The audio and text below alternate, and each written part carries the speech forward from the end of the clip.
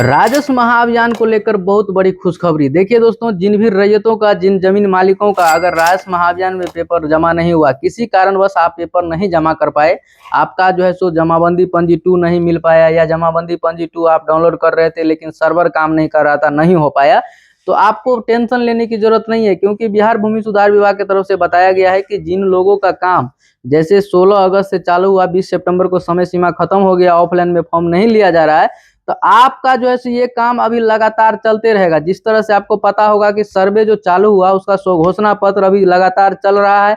अभी आपको 2026 जुलाई तक आपको चलेगा, स्वघोषणा पत्र आप जमा कर सकते हैं। उसी प्रकार से राजस्व महाअभियान तो खत्म हो गया, लेकिन राजस्व महाअभियान का जो काम है वो सारा काम आप ऑनलाइन के माध्यम से कर सकते हैं। तो उसका पोर्टल भी 2 लिंक जारी कर दिया गया है, जिसमें जमाबंदी सुधार करने का लिंक एक्टिवेट भी हो गया है, वहां से आप अपना ऑनलाइन करवा सकते हैं।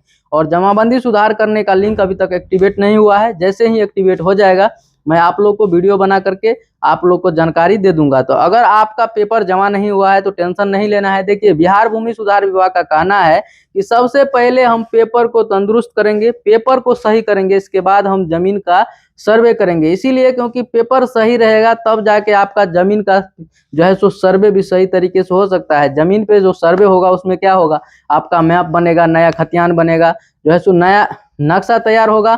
उसके साथ साथ आपका जो जमीन है वो जमीन का रिलोकेट किया जाएगा, देखा जाएगा कि आपका जमीन ओरिजिनल कहाँ है। जो पेपर में जो आपका नंबर लिखा रहता है, जमीन का नंबर लिया रहता है, वो जमीन कहाँ पे है, कौन सा जगह पे है, वो सब फाइंड आउट किया जाएगा। ये सब आपको सारा कुछ देखने को मिलेगा। तो इसीलिए बिहार भूमि सुधार विभाग का कहना है कि सबसे पहले पेपर अगर सुधार हो जाएगा तो हमको जमीन का सर्वे करने में और ज्यादा आसान हो जाएगा। और देखिए, पेपर बहुत सारे लोग सोचते हैं कि बहुत जल्दी हो जाएगा, लेकिन ये बहुत क्रिटिकल काम है। आपको पता होगा कि बिहार में अगर किसी प्रकार का विवाद होता है तो सबसे बड़ा जमीनी विवाद होता है। तो होता क्या है, उसमें देखेंगे कि दिन ब दिन कुछ ना कुछ झगड़ा लड़ाई होते रहता है जमीन को लेकर। तो इसी को देखते हुए बिहार सरकार ने एक बहुत बड़ा कदम उठाया कि जमीन का सर्वे कराया जाए, ताकि सारे समस्याओं का समाधान हो जाएगा। तो उसी को देखते हुए सर्वे कराया जा रहा है, और इसमें राजस्व महाअभियान, जिसके तहत आपका सारे पेपर को सुधार किया जाएगा।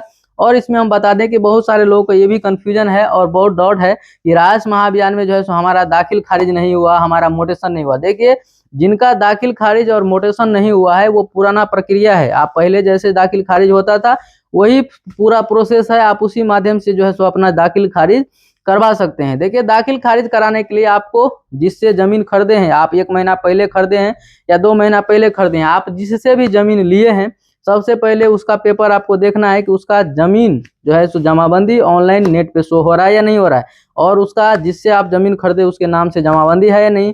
जिसके जमीन आप लिए हैं, जिससे जमीन लिए हैं, उसके जमीन में आप जितना जमीन लिए उतना जमीन उसके जमाबंदी में शो हो रहा है नहीं हो रहा है, ये सब देखना है। इसके बाद ही आपका क्या होगा, दाखिल खारिज मोटेशन होगा। अगर आप जमीन किसी से ले लिए और उसका जमाबंदी ऑनलाइन में नहीं है, नहीं शो कर रहा है, उसका जमाबंदी में ये जमीन नहीं है, फिर आपका पैसा फंस सकता है, आपका पैसा भी बुड़ सकता है। तो अगर आप जमीन खरीद बिक्री कर रहे हैं अभी के समय में, तो आपको देखना है कि सबसे पहले जिससे जमीन ले रहे हैं उसके नाम से जमीन है या नहीं है।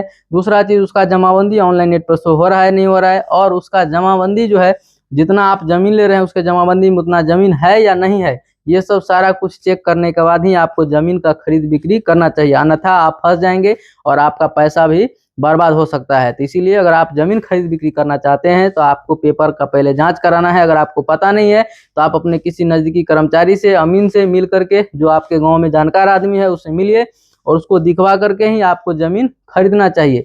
अगर आप नहीं खरीदेंगे इस प्रकार से तो आप फंसेंगे, आपका पैसा भी फंसेगा, और फिर आप पछताते रहेंगे। आप कोर्ट कचहरी जाएंगे, उसमें आपका पैसा भी बर्बाद होगा, समय बर्बाद होगा, और आपको कुछ फायदा नहीं होगा। तो अगर आप इसी प्रकार का जानकारी देखना चाहते हैं तो इस चैनल को सब्सक्राइब कर लीजिए, ताकि इस प्रकार का जानकारी आपको हमेशा देखने को मिलते रहे।